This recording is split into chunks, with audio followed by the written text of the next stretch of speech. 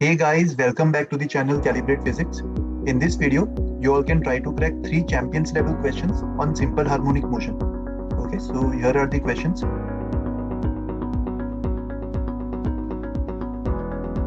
This is the answer key. Let us discuss the solutions now.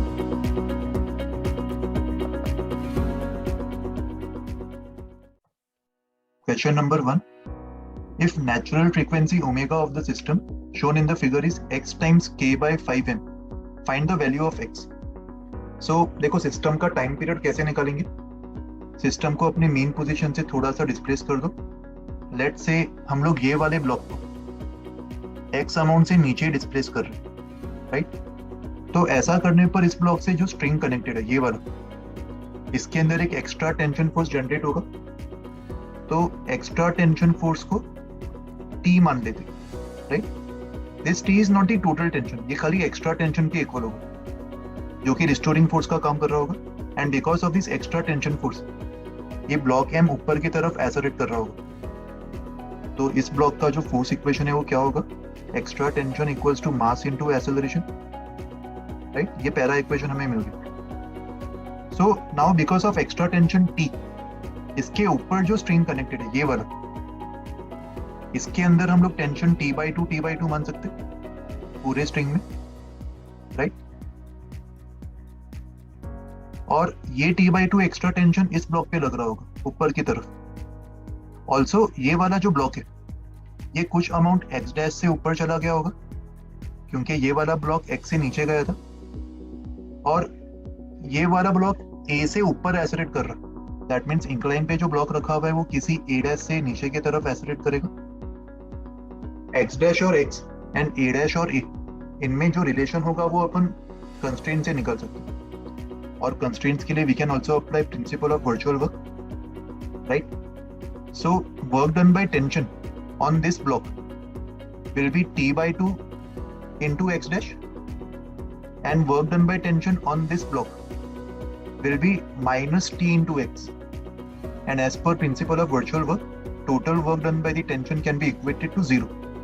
तो यहाँ से x dash की value 2 times x आ जाएगी और इसको दो बार डिफरेंशिएट करने पर a dash 2 times a आ जाएगा. सो कंस्ट्रेंट से ये हमें रिलेशन मिल रहा है डिस्प्लेसमेंट्स एंड एक्सेलरेशंस में. सो ये वाला जो स्प्रिंग होगा इसमें x dash equals to 2x का एलोंगेशन होगा, और उसकी वजह से स्प्रिंग के अंदर extra force k into 2x मतलब 2kx इतना जनरेट हो रहा होगा. तो ये वाला जो ब्लॉक होगा इस पे जो एक्स्ट्रा फोर्सेस लग रहा है वो ये 2kx होगा और ये T/2 होगा, और इन दोनों एक्स्ट्रा फोर्सेस की वजह से इसका एसोलेशन a डैश होगा. तो इस ब्लॉक का फोर्स इक्वेशन क्या होगा, 2kx minus T/2 equals to m into a dash, and a dash is equals to 2a. So इसको 2 times ma लिख दो. So second equation हमें मिल रहा है 2 times kx minus T/2 equals to 2ma. हमारा target है ये वाला x और ये वाला a, इन दोनों को रिलेट करना. तो दोनों इक्वेशन में से t को एलिमिनेट करेंगे. सो सेकेंड इक्वेशन को 2 से मल्टीप्लाई कर दो थ्रू आउट और दोनों इक्वेशंस को ऐड कर दो. तो t कैंसिल हो जाएगा और क्या मिलेगा, 4 times kx equals to ma plus 4 times ma. So this will be equals to 5 times ma. तो यहाँ से a की value 4k by 5m times x इसके इक्वल आ रही. That means this term will be omega square. That means omega की value क्या होगी, under root of 4k by 5m. Root 4 को बाहर ले लो, 2 under root of k by 5m ये बच जाएगा. So if we compare this expression in this expression, x की वैल्यू 2k इक्वल आ रही. Okay. Question number 2. Rod is massless and of length L. Find angular frequency of small oscillation of the block of mass m. The hinge is frictionless and K1, K2, K3 are the spring constants of the shown springs. Ignore gravity. सारे spring constants K1, K2, K3 की values given है और m का भी value दिया हुआ. Okay. सो कैसे start करेंगे, यहाँ पे एक इंपॉर्टेंट कंडीशन दिया हुआ है दैट रॉड इज मासलेस. अगर रॉड मासलेस है मतलब उसका मोमेंट ऑफ इनर्शिया भी जीरो होगा. तो और किसी भी चीज का अगर मोमेंट ऑफ इनर्शिया जीरो होता है तो उस पर अपन नेट टॉर्क हमेशा जीरो के इक्वल करेंगे. Net torque is given by I alpha and if I is zero, ये हमेशा जीरो के इक्वल होगा. तो यहाँ पे जो मासलेस रॉड है उस पे भी कौन कौन से टॉर्क लग रहे होंगे? K2 वाली स्प्रिंग की वजह से और K3 वाली स्प्रिंग की वजह से, right? So how will we start this question? We want to find the oscillations for small m mass. तो स्मॉल m मास को नीचे की तरफ x अमाउंट का डिस्प्लेसमेंट दे दो, उसकी वजह से जो ऊपर वाला स्प्रिंग है वो x अमाउंट से नीचे चला जाएगा. पर जो नीचे वाला स्प्रिंग होगा उसके अंदर क्या डिफॉर्मेशन आएगा, ये निकालना इतना आसान नहीं है, क्योंकि रॉड भी किसी एंगल थीटा से डिविएट कर रहा होगा. मान लेते हैं कि रॉड का जो डिविएशन है वो इस तरीके से हो रहा है by an angle of theta. तो ये वाला जो पॉइंट है ये थीटा टाइम्स L/2 से नीचे आ जाएगा, राइट? और ये वाला जो पॉइंट है ये थीटा टाइम्स L से नीचे आ जाएगा. दैट मीन्स K3 वाली स्प्रिंग में थीटा L का कॉम्प्रेशन हुआ. सो K3 वाला जो स्प्रिंग है वो K3 टाइम्स थीटा L, ये फोर्स ऊपर लगा रहा होगा. और K2 वाले स्प्रिंग के अंदर कॉम्प्रेशन होना चाहिए. देखो, we want that the torque on this rod should be zero, क्योंकि इसका मोमेंट ऑफ इनर्शिया जीरो है. और सबसे लेफ्ट मोस्ट वाला स्प्रिंग अगर इस पे क्लॉकवाइज टॉर्क लगाने की कोशिश कर रहा है तो K2 वाला स्प्रिंग इस पे एंटी क्लॉकवाइज टॉर्क लगाना चाहिए. ये तभी पॉसिबल होगा जब K2 इस पे कॉम्प्रेसिव फोर्स लगे. K2 के अंदर compression. So let's say the compressive force because of spring K2 is Fs. तो दोनों टॉर्क्स को बैलेंस करने पर इक्वेशन क्या मिलेगा? K3 theta L times L. हम लोग ये हिंज पॉइंट के अबाउट टॉर्क को बैलेंस कर रहे हैं. This can be equated with Fs into L/2. सो एक L कैंसिल हो रहा है और यहाँ से स्प्रिंग फोर्स की value 2 times K3 theta L इसके इक्वल आ रही. ओके, अभी उस स्प्रिंग के अंदर जो नेट कॉम्प्रेशन है, ये स्प्रिंग फोर्स का नेचर कॉम्प्रेसिव होगा. This is also very important to note. इसका नेचर कॉम्प्रेसिव होगा तभी स्प्रिंग रॉड के ऊपर नीचे की तरफ फोर्स लगा के टॉर्क को बैलेंस कर रहा होगा. सो इसके अंदर जो नेट कॉम्प्रेशन होगा उसको विजुअलाइज करने का एक और तरीका क्या है? ऊपर वाला जो ब्लॉक है वो x से नीचे जा रहा है, तो ये वाला जो x का मूवमेंट होगा वो स्प्रिंग को x से ही कॉम्प्रेस कर रहा है. बट स्प्रिंग का जो नीचे वाला पॉइंट है वो थीटा L/2 से नीचे जा रहा है, और नीचे वाले पॉइंट का ये जो मूवमेंट है वो उसके कॉम्प्रेशन को थीटा L/2 से कम कर रहा है. That means we can say that net compression in spring 2 will be equals to x minus theta L/2, right? और स्प्रिंग 2 के अंदर जो फोर्स होगा उसको अपन K2 टाइम्स नेट कॉम्प्रेशन लिख सकते हैं, K2 times x minus theta L/2, और इसको Fs से इक्वेट कर सकते हैं. Fs की वैल्यू यहां से बोरो कर लो, which is 2K3 times theta L. ये हमारे पास एक इक्वेशन मिल गई. देखो, हमारा टारगेट ये है कि हमें m मास का टाइम पीरियड निकालना है, और m मास को अगर मैं x अमाउंट से नीचे डिस्प्लेस करूंगा तो ऊपर वाला स्प्रिंग तो K1x फोर्स लगाएगा, ये आसान है. बट नीचे वाला स्प्रिंग भी इस पे ऊपर की तरफ फोर्स लगा रहा होगा क्योंकि वो कॉम्प्रेशन में होगा, और इसका फोर्स भी जो निकलेगा वो हमें x के टर्म्स में एक्सप्रेस करना होगा, तभी टाइम पीरियड निकाल पाएंगे. सो नीचे वाले स्प्रिंग फोर्स को x के टर्म्स में एक्सप्रेस करने के लिए हमारे पास ये एक्सप्रेशन थीटा L के टर्म्स में. So somehow we should try to express theta L in terms of x, and for that we can take the help of this equation, right? तो इन दोनों को इक्वेट करके थीटा L को x के terms में express करें तो क्या मिलेगा? LHS is K2x minus K2/2 times theta L, and RHS is 2K3 times theta L.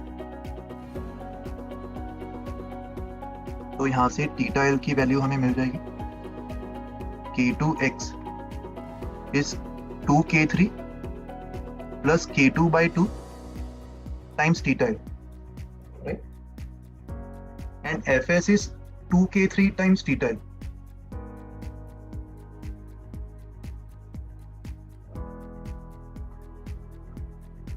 सो सबसे पहले थीटा एल को एक्सप्रेस कर दो. Theta L is k2x upon 2k3 plus k2/2. और स्प्रिंग फोर्स कितना होगा? स्प्रिंग फोर्स मतलब k2 वाला spring. This represents Fs. This is 2k3 times theta L. So 2k3 times k2 upon 2k3 plus k2/2 times x. ये spring 2 में compressive force होगा. That means block M पे जो net restoring force लग रहा होगा that will be Fs plus k1x. Now since we have expressed Fs also in terms of x, we can finally get the expression in this format. A equals to constant times x, right? इस मास का acceleration ऊपर की तरफ a मान लो तो इसका force equation क्या बनेगा? k1x plus Fs.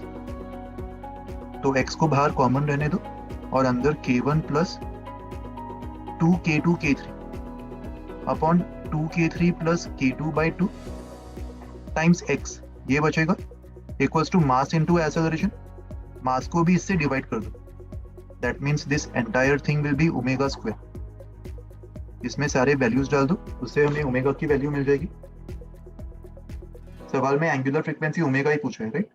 So k1 k2 is 10 and k3 is 15/4. So omega square will be equals to 10 plus k2 is also 10, k3 15/4 और मास 250 ग्राम्स. तो this into 15/4 upon 2 times 15/4 plus k2/2. k2/2 मतलब 5 हो जाएगा upon mass upon 250 grams. तो upon 0.25 मतलब इस पूरे thing को 4 से मल्टीप्लाई कर सकते.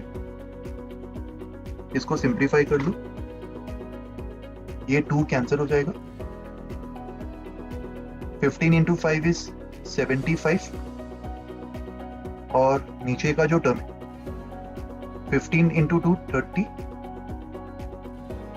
30 प्लस 20 ये 50 के इक्वल होगा into 4, right? And this entire thing multiplied by 4.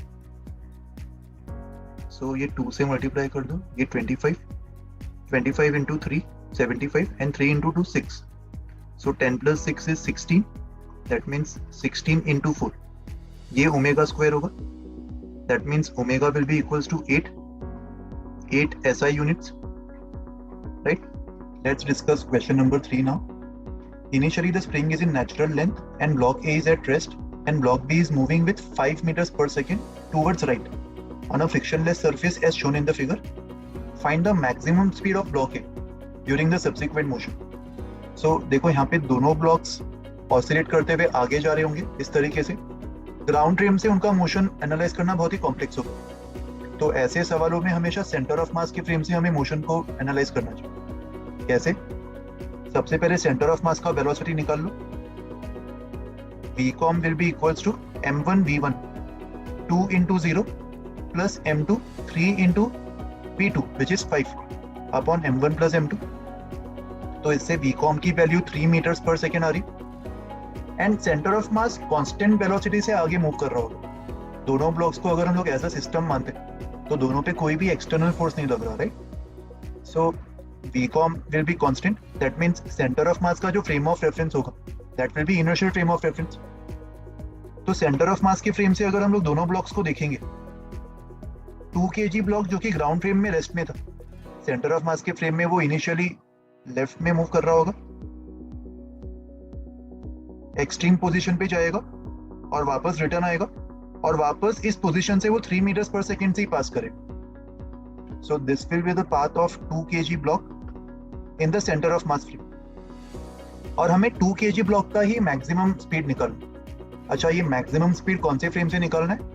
Frame कुछ स्पेसिफाई नहीं किया तो बाय डिफॉल्ट ग्राउंड फ्रेम ले लेंगे. ओके, सो ग्राउंड फ्रेम में ब्लॉक ए का जो वेलोसिटी होगा उसको हम लोग ब्लॉक ए का वेलोसिटी सेंटर ऑफ मास के फ्रेम में प्लस सेंटर ऑफ मास का वेलोसिटी, ये रिलेटिव मोशन का इक्वेशन अप्लाई कर सकते हो. यहाँ पे सेंटर ऑफ मास का जो वेलोसिटी है Vcom that is constant, that is 3 metres per second towards right.